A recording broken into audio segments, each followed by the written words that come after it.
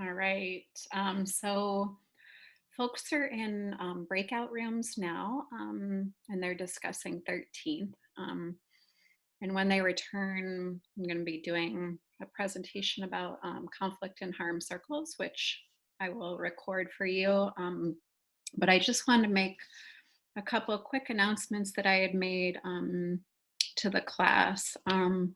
So I adjusted the syllabus and the checklist because now that we know we're not returning to school in our buildings this year, I adjusted the syllabus so that you aren't required to do community building or conflict circles with students. And then you can't obviously reflect on how it went if you aren't doing those circles. So you can check out the syllabus and the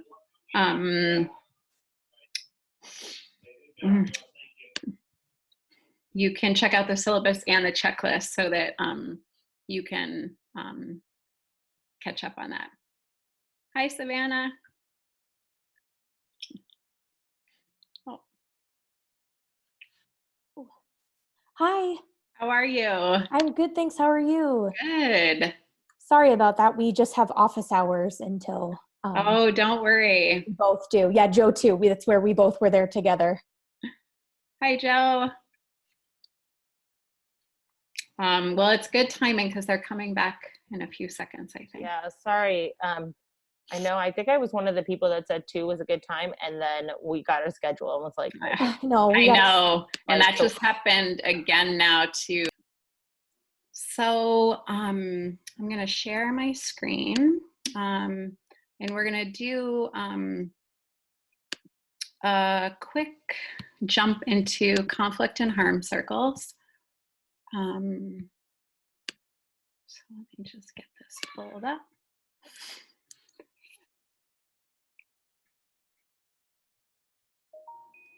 All right.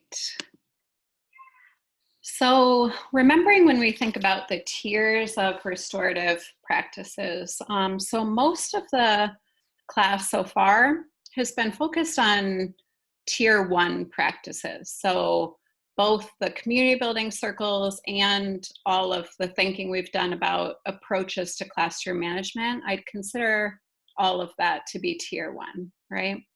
So today we're going to start to think about tier 2 and a little bit thinking about tier 3. So when harm or conflict happens, how can we use harm circles or conflict circles to work on talking that out, right? So when we think about conflict circles, one thing you want to think about is who can keep the conflict circle. So some of you might be classroom teachers and you don't normally handle certain discipline things, but you might feel like you want to try a conflict circle at some point. And if you're in doubt about whether you should, I just recommend that you ask colleagues. And sometimes I know, a teacher will even ask a colleague to come and be in the circle too, right? So why would you want to hold a conflict circle? So they're great to hold to prevent issues from getting worse. Before a conflict or a relationship issue gets worse, it's great to actually have the circle.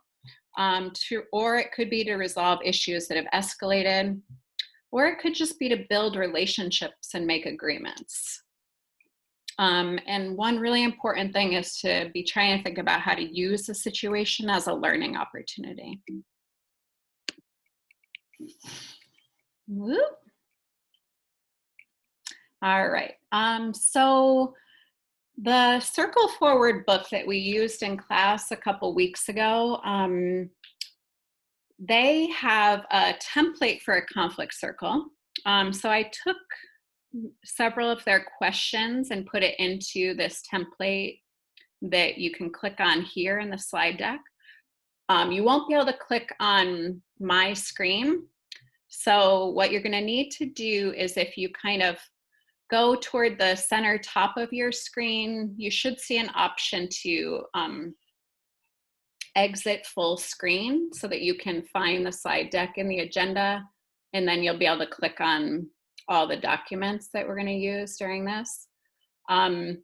So one thing to know is that in this template, I put more questions than I would ever use in a conflict circle. So you definitely don't want to use all these questions, but you would want to choose which ones to use.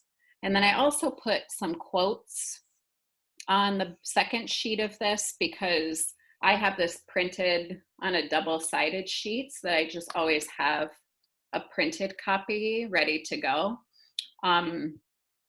So why don't I stop the share so that folks can find that slide deck. And then if you could take 4 minutes to just read over that conflict circle template so you can get a sense of what the questions are. And I can put the link to the slide deck in the chat window too.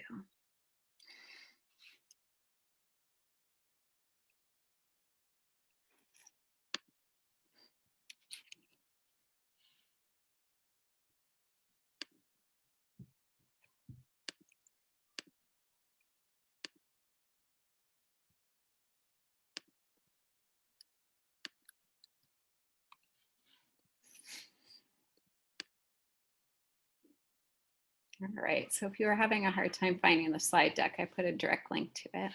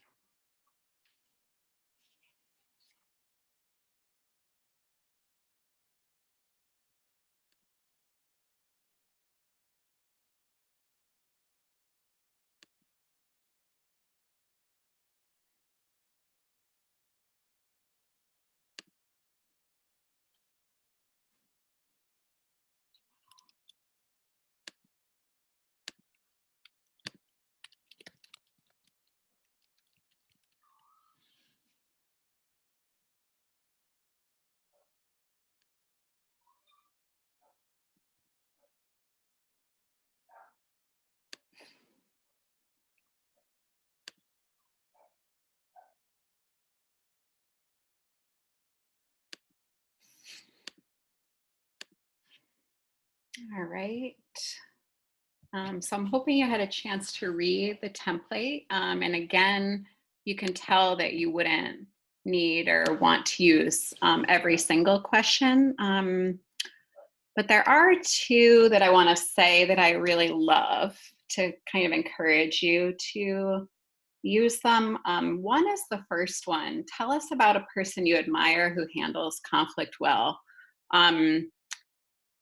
a, most of the time, students will mention someone in their family, and it just sets such a different tone at the beginning of the circle when someone talks about their grandmother, right? Um, that's one question I love. And then another one I love is part of the round 3 question: what has been the hardest for you? Um, a lot of times you'll hear things that you just might not have been aware of when you ask that question. So I really like that one too. Um, all right, so some conflict circle basics. So the first thing is preparation. Um, so are participants ready and willing to be in the circle, right? And how do you know? And then you want to review the circle plan with folks so that they know what to expect. Um, so the preparation part, I feel like, is as important as the circle, and sometimes more important, because if you just, depending on, this totally depends on the level of the harm or the level of the conflict. But if it's a more, if there's some deeper hurt there, then you really want to make sure people are ready to participate. And there's not really an answer to how do you know whether people are ready, because you definitely don't expect somebody to take full responsibility before the conflict circle. That's not the goal, because the circle takes care of that almost all the time. But you do want them to have some willingness and some degree of self-reflection, right? But it doesn't need to be a really high bar of like taking full responsibility for their actions, because the circle really helps with that, right? So another thing is the keeper should not be someone who's directly involved in the conflict. So you might be thinking, as school staff, aren't we sort of always, somewhat involved? And the answer is yes. But you ideally don't want to keep a conflict circle where you're really directly involved, and especially when you feel like you have elevated emotions about it. It's better to have the keeper be someone who can be more neutral, even if you do want to participate. It's good if the person can be more neutral. And then participants. So you want to have people who are affected by the conflict, but sometimes you'll want to start with, if it's 2 or 3 students who were most directly involved, you might want to start with them. But then I do really find it powerful to have students be able to bring an ally with them. So say the conflict is between 2 students. It can be extremely helpful for each of those students to have a friend with them. And you can have input into who that friend is. The ideal friend is obviously a student who has some good conflict resolution skills, or, a student who a lot of the students involved have respect for. So if that's possible, that's great. But one of the things that's really different about circle than traditional discipline is you're trying to create a dynamic where power is shared among participants. Instead of the adult having all the power shared. And so by allowing students to bring an ally, it can really help with that. It can help the student really feel more sort of held and supported in the circle. All right, so now we're going to look at this awesome harm circle checklist that some folks at Suffolk created. So you'll see that it walks you through these steps of preparing for the circle, and then even helping you think about what to do after the circle. So if folks could take 4 minutes to click into the harm circle checklist and read over that. and then we'll keep going.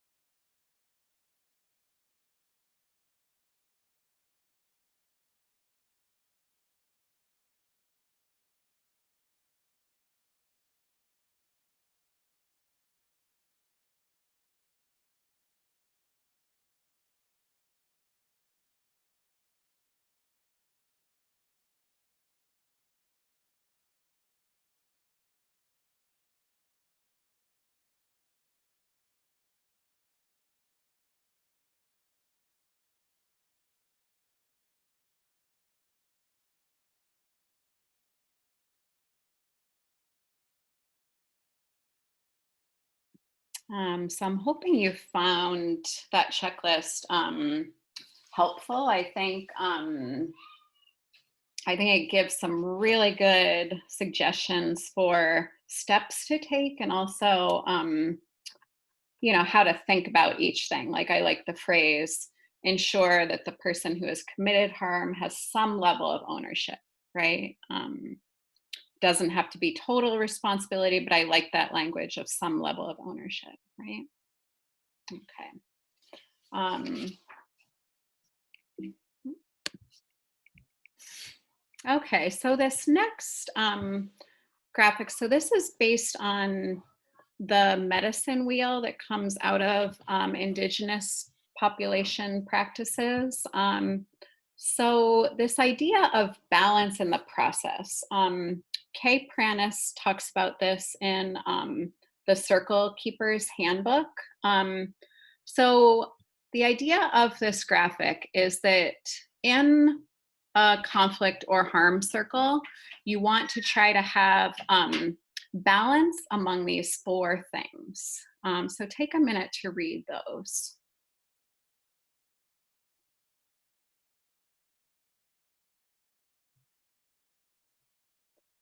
So you can imagine that sometimes in schools we prioritize some of these over others.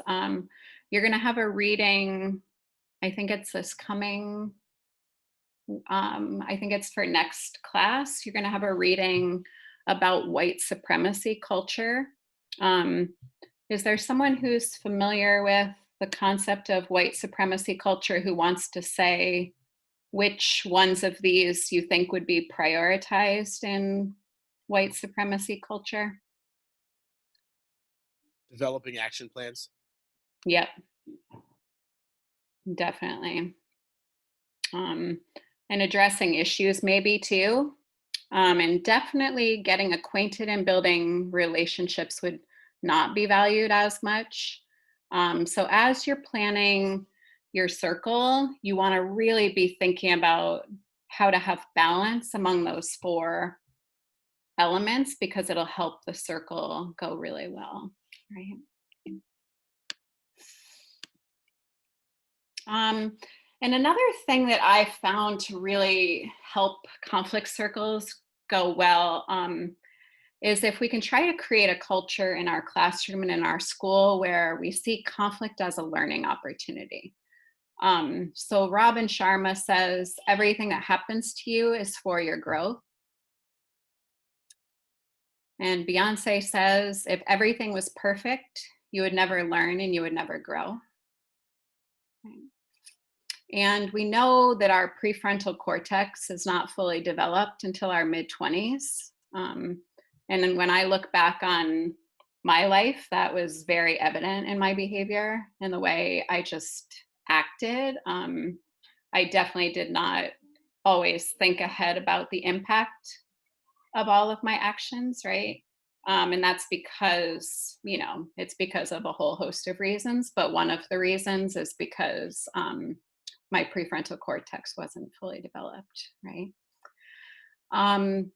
And we know that when we have trauma, whether that trauma was from outside of school or from inside school, it can cause us to feel threatened, even in moments where we might look at the situation and say, that student really shouldn't have felt threatened. We know that sometimes people can feel threatened by different things, right? So we want to embrace that and try to create this culture where students can see conflict as a learning opportunity and they can actually feel like this really bad thing happened, but things are actually way better now than they were before it, right? So that's the ideal that we're going for. And that's why I find that restorative practices are so much more helpful than exclusion, right? Because anytime exclusion is the primary response, it's much harder for the experience to be something that rebuilds and really repairs relationships, right? All right.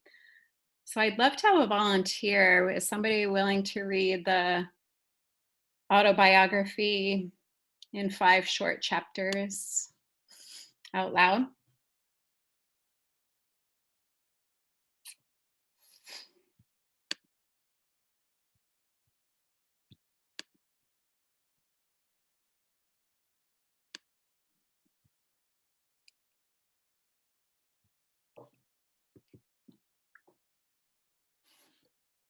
I can.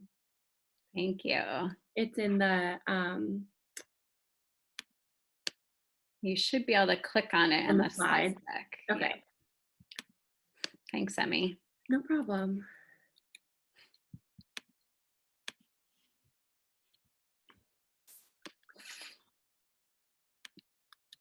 I.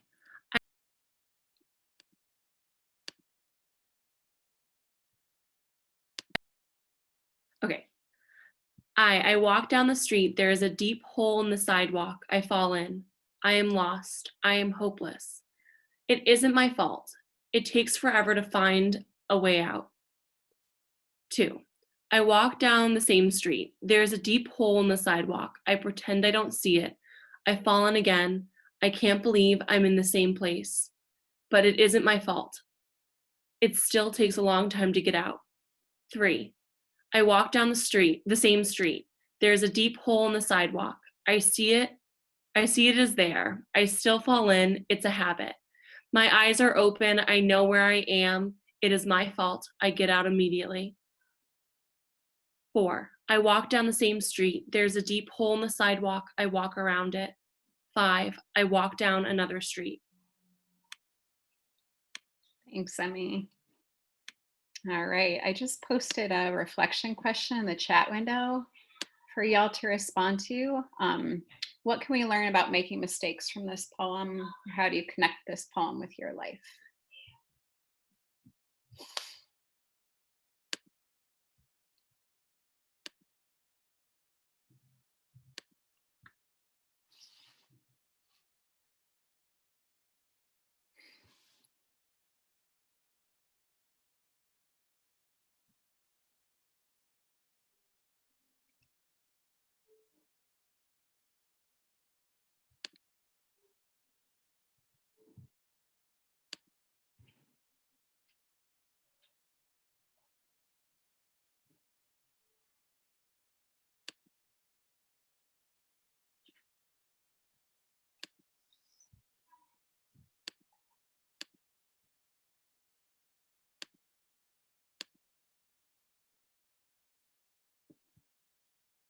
And when you finish entering your response, you can read a few responses from colleagues. Mm-hmm.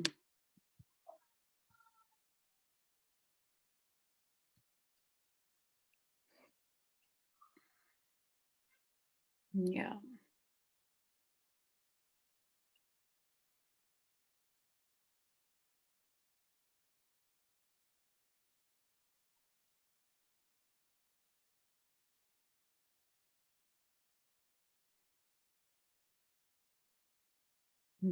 Yeah.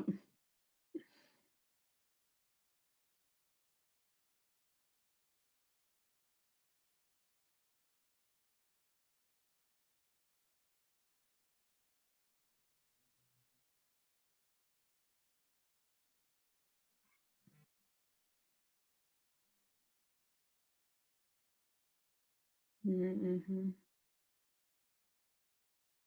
Yeah.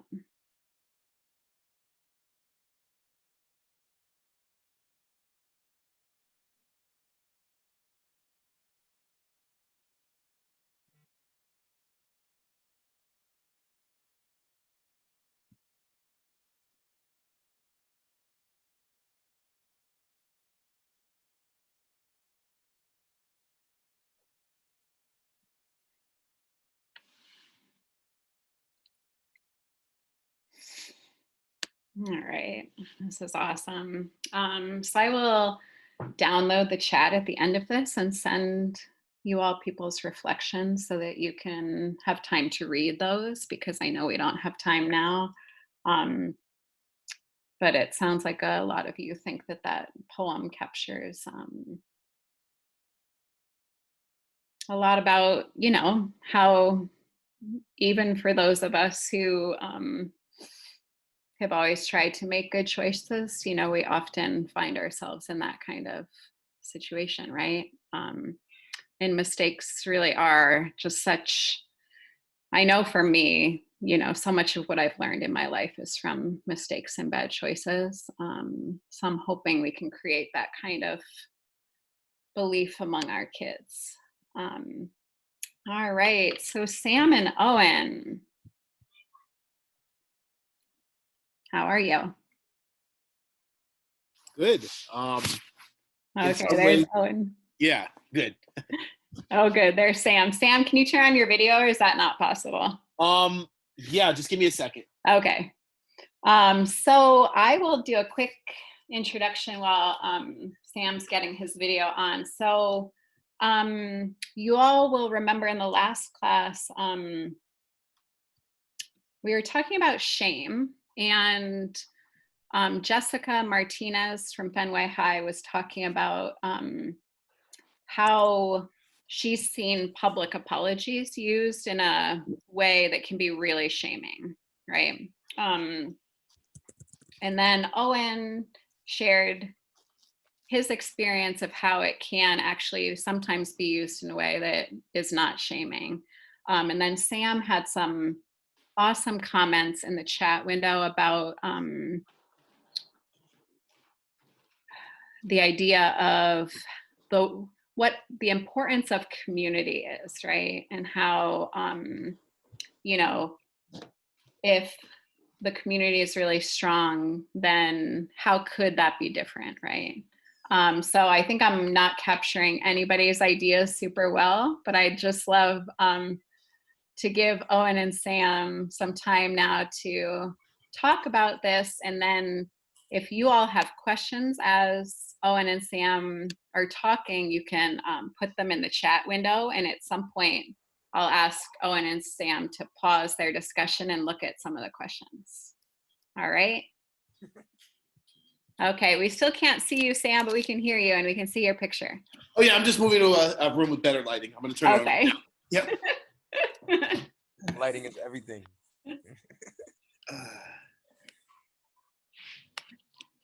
All right.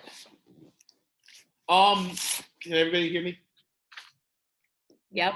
So I remember that the discussion really centered around public apologies, and I think it was Owen that brought it up, that he'd said that he saw them done really well and effectively, and I had agreed with that. So I was thinking about it before I came today to speak, and as you said, Jess, I think that the really important thing is that there's a relationship that's established really well and firmly, and I think that that takes a very long time. I think it's really easy to think that there are positive relationships with kids, and oftentimes there are, but I think that that's beyond just a positive relationship, but a really deep relationship, not just with an individual student, but with a real important community. And so I have a young men's group at my school, and I've had it for the last 4 years, Strong Men, Strong Leaders. And it's a support group for young men of color at the Henderson. It's a leadership group as well. They elect their own officers. I don't plan all of the activities with them. I sit down weekly with officers to plan it. And so there's a lot of personal investment in what it means to be a strong man, or be a member of Strong Men, Strong Leaders. And the other thing is I also don't pick. I have the students pick, and we have like a trial process. And I think that because they've really built that community, that I'm sort of the facilitator, but not the builder, it really invests them. And one of the things that they're also cognizant of is that if something happens publicly in school that reflects poorly on one of them or a group of them, it necessarily reflects on all of them in many ways, for, you know, better or worse, fair or unfair. And so I can think of several times where conflicts have arisen and there have been tensions in the room, and students have sort of like struggled with, well, where do we go from here? Because we've built this foundation of brotherhood, but there's been a violation of trust.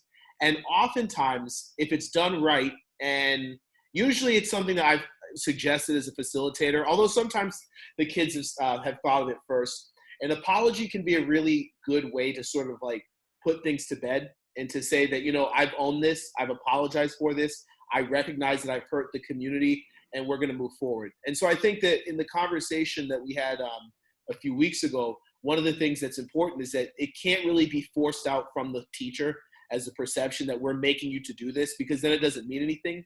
But if it's a suggestion in the face of a really strong, positive community that seems to be devolving, and if it's a way to really say, you know what, we're not going to keep harping on this, I've made a mistake, I'm going to own it, and we're going to move forward, then I think it's done really well.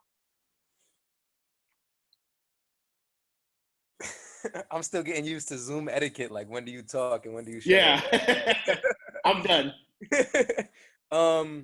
Yeah, I think it's interesting. In the communities I've been a part of, where we did it, we've done it in a really different way, where it has been a thing that's demanded of students. And I also think it's been really successful. I think it depends on what the norms are in the community that you're building. And I think the reality of something that we've heard so often is that 90% of this restorative justice work is about building the community and about building the desire to be a part of it. If students don't want to be a part of the community, then none of this works. And so like, yeah, people have to want to be there. And so the way that we've done some of it in the past is like at our school, we do something called Project Month, where we have the same students all day from morning till afternoon. So myself and another colleague will have the same students from 9:30 to 2:30 or whatever. So we'll have the same group for a month all day. And so there's tons of time to really build and create community in a really strong and meaningful way. And so in that space, we've done things like something that normally happens is like, all right, students leave after lunch. Like a student, students will skip class after lunch, right? So a student will, students will be there in the morning. They're there for most of the day. They're part of the city, they're part of the community, and then all of a sudden at lunch they don't come back. And it's very obvious, right, that 2 or 3 students didn't come back.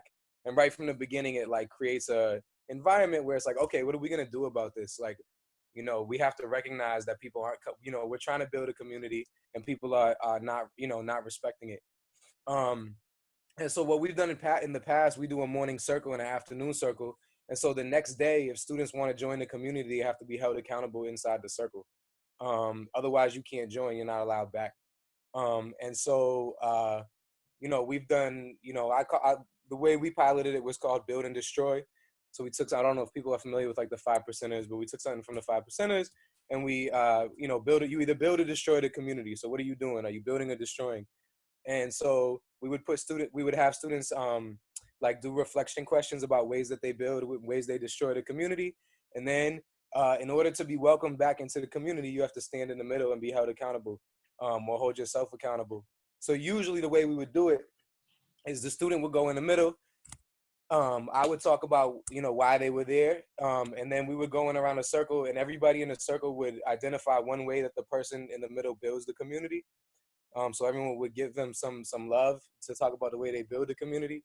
And then the person in the middle would then talk about the way that they destroyed or hurt the community by their not, whatever it might be, the lack of presence, the argument with another student, whatever. I mean, this is for more like cut and dry issues where it's like, there was something wrong. This is, it's not like a conversation to that same extent. Yeah, it's been really powerful. I've had students refuse for 3 days in a row to go into the circle. They're not allowed into the community. They're not allowed back. They can do this. They can do their work over there outside of the community in another room. We're not preventing their education, but they're not allowed to participate in the group unless they're willing to be accountable for what they've done to harm the community. And after 3-4 days, I've had a student who was like completely against the process, refused to go, be held accountable, refused to do anything that the group was doing, whatever. And after a couple days came to the middle and like, it was a really beautiful experience of like, and then students get into it at a certain point, they're like holding each other accountable in a way that I've seen that's been really powerful. So, I mean, that's one of my major experiences with doing that work. And I think it's a little bit autocratic to a certain extent. There's not a discussion about it. But I do think that one of the real things about doing restorative justice well is that you're honest with students about what decisions they have power over and what decisions they don't have power over. And I think one of the most disrespectful things you can do with students in a restorative justice setting is make them believe they have power over decisions that they don't actually have power over. I've seen that done like, oh, we can create whatever consequences you want, but the teachers and staff already know what consequences they want to have happen or what needs to happen, and it's just like a disrespectful, I don't know, that situation. So yeah, that's like what I was thinking about last time when we were talking. Can I respond to a couple of things he said that really kind of put a light bulb over? So one of the things Owen said is that if students don't want to be a part of the community, it's not going to work. And I entirely agree with that. And I think that can't be said enough because I think that oftentimes people see restorative work as like, I think that people who are unfamiliar with it or uncomfortable with restorative work sort of see it as no consequences. And I don't believe in that. I think that it means that we have to be creative about what that looks like sometimes. But one of the things that I've often done with my students is had like a process by I'm not the only person that determines it. And so that's one of the reasons why we have officers. But like Owen said, I also think it's important to be transparent with students because if we want to build critically conscious students, they have to think about the ways in which they have power and don't, both in school and in the real world. And so we've sort of written a constitution where the officers have a say, but I have a veto if needed, but it necessitates discussion and transparency. And we share that with the students as well, so that there's different levels of accountability. The students feel like they're happy. I, as a facilitator, feel like that, because in all honesty, if I feel like something's not solved, I can't sort of walk into the space and think, okay, I'm just going to pretend and make this seem like it's fine, because then it's really not. And I think that it's a notion that really involves all of us. So I completely agree about the honesty about the limits of this, because I think there are important limits. The other things that I was just jotting down that you made me think about were, once a student apologizes, that has to be it. It can't be over. We can't revisit it. And so one of the things I've said to students is, if any of us don't accept his apology, now is the time to discuss why that is. Like, we can't leave anything on the table. And it sort of gets back to the idea of, like, if I'm not comfortable, I know that there's always going to be an elephant in the room. And it's the same thing with students. And so once we've all said we've accepted the apology, and as a community we move on, we do that. The drawback of that is that sometimes it drags out the discussion of the issue, but sometimes that just has to be done to move forward. The other thing that I wrote down was that it's also important for students to see us publicly apologize, even for little things. So there was a time where we had the students had a performance for a community meeting we did. And, I had been working on this with them for like a month and a half. And one of the students forgot his line, and I was backstage and I was audibly upset about it. And then I felt bad because I made it about me, and the student was disappointed. So I apologized to him in front of the group, and he was like, Mr. T, you don't have to do that. But I felt it was important. Or there was another community meeting we had where I thanked our freshmen in the organization for a room that they were working on. And I said that they led it, forgetting that the year before, the students before them did. And so again, apologizing for that they need to just see normal apologies, big or small. And then the last thing I'll say is that, and again, it correlates with what Owen said about wanting to be a part of the community. Once the community's built, if students really believe in it, and if they're really invested in it, then they will want to be a part. And then it's not about a battle, but it's about, how do I as a person internalize that this is important for me? And if we're forcing people to be in a community, then I don't necessarily think that, that's really community necessarily. And so that's why, in some sense, I understand where you're coming from about sometimes the apology does have to be forced. Sometimes if somebody's, committed a wrong, we have to get past this. So I can definitely hear what you're saying on that. Thank you so much, Sam and Owen. Would you both scroll through the chat? And you don't have to answer every question, but if you want to pick any to answer. Yeah, I can start. I mean, this question right here about, have you ever had students refuse to re-enter? So when we do that situation, oftentimes, like, the learning that students need to, the way that those classes run, the way that I try to run my classroom is that you can't come in and just purely be an individual. You can't just come in and only be out for your own individual growth and your own individual. I really struggle. I mean, at BDA, we have tons of students who come in and are trying to, like, do their own individualized education plan and get out of there as quick as possible. And they don't want to help nobody else, but help themselves, et cetera, et cetera. It's like a very tired line that most of the students come in with, that I understand. I think it makes a lot of sense of why students feel like that, but it's not beneficial to anybody's learning. Neither that student themselves or the group or the place that they're, any of that is not helpful. And so I feel like, if you're not a part of the community, then you're not learning a lot of, like, the social and emotional skills and all those different types of things that we are tasked to teach. You're not learning how to be a good human being, which I think is part of our job as educators.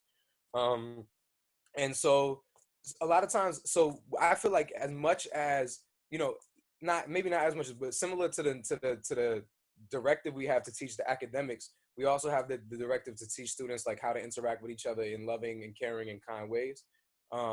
And so, if a student refuses to participate in the community, then I feel like they can't be in that space. And so we've had students refuse to re-enter for multiple days, in which case we've given them other options. And then we've also had meetings where it's like, yo, you're not willing to give this community what the community needs. Like, and what are your other options? Because this option probably isn't going to work for you. And that's a fair thing. Like, there are other academic options for students in Boston Public Schools that are not always, this classroom at this time. And I think it's important to recognize like when that relationship is severed and doesn't need to be, continued. I can answer a couple. Can everybody hear me? Okay, my thing was frozen. So the first one, I'll go to Fabien's question. Some students feel really uncomfortable when all eyes are on them, and some act out when they are receiving too much attention, even if it's positive attention. Have you ever experienced this? I would say yes, but because Strong Men, Strong Leaders is a leadership development organization, public presentation is one of the things that we work on. I tell students that they see me as this extrovert who has no problem speaking in front of people, but I wasn't always like that. It was something that I had to work on. And so even apart from public apologies, it's something that we work on constantly so that our introverted students are used to it. And by building the community, it's my hope that students become more comfortable talking to their brothers and strong men, strong leaders, as opposed to which might be more difficult in front of others. But it is something we constantly work on. Ms. Flores, Strong Men, Strong Leaders is multi-year, it's multi-grade. And I think the fact that it is multi-year is what makes the community really important, because it's something that doesn't end after freshman year. And they all have a say in who gets admitted, and I think that's what builds it. Vanessa, to your question, I agree with that. I think the one thing that I would that sometimes apologies can be about accepting it or gaining acceptance back. But I think that I would connect deeply with what Owen just said, which is that so this past year, since January, we've had a couple of issues with regards to strong men, strong leaders, and restorative justice, and some challenges. And I've actually helped to facilitate them. So they built this conflict resolution room in the beginning part of the year that we were using.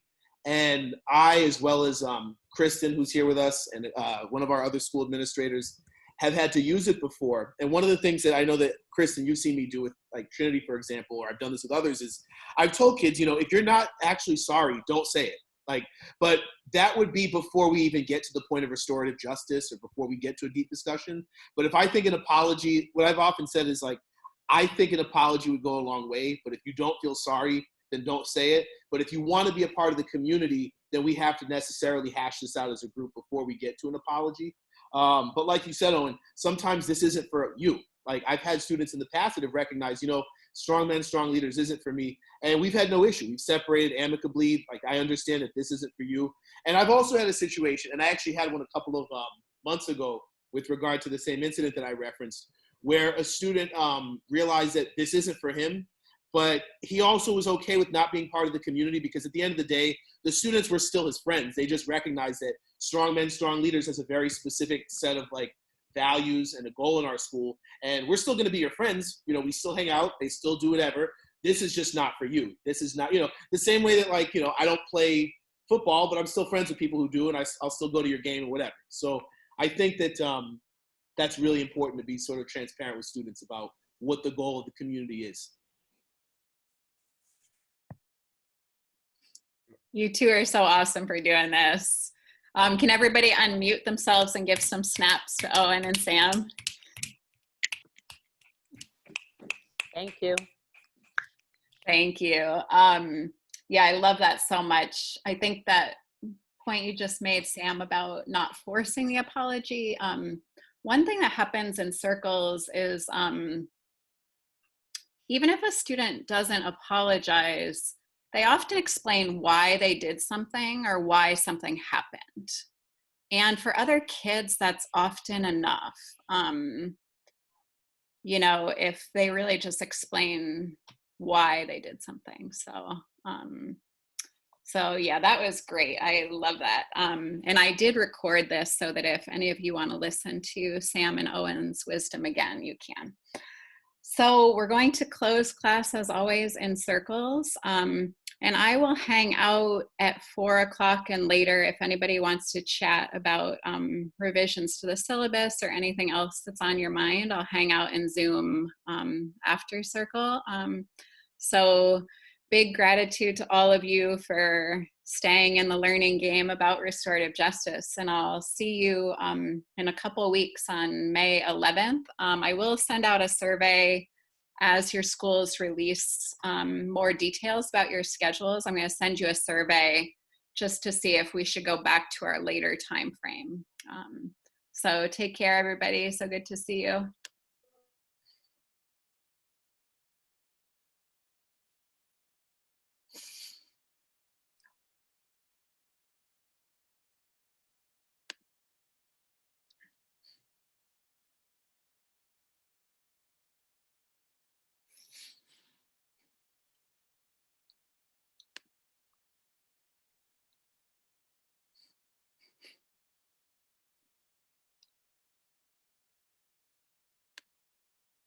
Hey, I think I'm in the wrong group again. I'm supposed to be with Emmy and Francesca. I didn't put you with them. Oh, am I here now? What? Oh, shoot, you're supposed to be with Emmy and Francesca. That's who I tried to put you with. You just brought us back. I brought y'all back because I had a Zoom fail. I'll explain. I'm not Sorry. sure. No worries. I tried this new thing with Zoom where you can set a time limit on the breakout room and then it just brings people back. So I had done that for your earlier breakout room, but then it kept a 15-minute time limit for your circle. So it was going to bring you back in 15 minutes. And I was like, okay, it's so much better to bring them back right now than in 15 minutes when they're in the middle of their circle. Sorry, everybody. I had a Zoom fail. There's this thing in Zoom where you can check the breakout room box to automatically close after a certain amount of time. So I had used that feature for the earlier breakout room because I just wanted that discussion to be 15 minutes, but it was about to bring you back from circle in 15 minutes, which would have been terrible. So I decided to bring you back right away and send you off right away. If you're missing your circle keeper, if someone could volunteer to be one, the circle plans and the agenda. Bye. Sorry about that.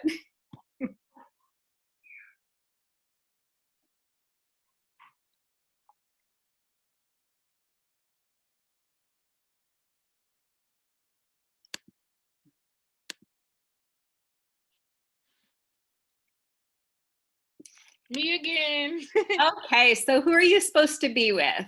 Emmy, Mary Claire, Francesca. Oh, okay. Let me move you there. Let me move you Thank there. you.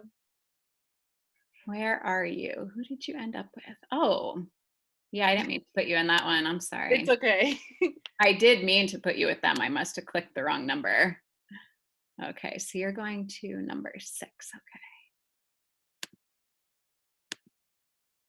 There you go. Bye, Thank Deanna. you. Bye. No problem. Bye.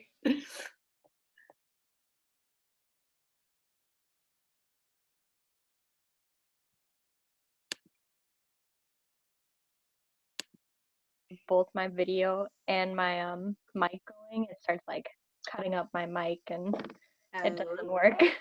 Alrighty. Hi, everybody. Hi. Monica's joining our circle. Oh, let me stop recording. It's not supposed to record breakout.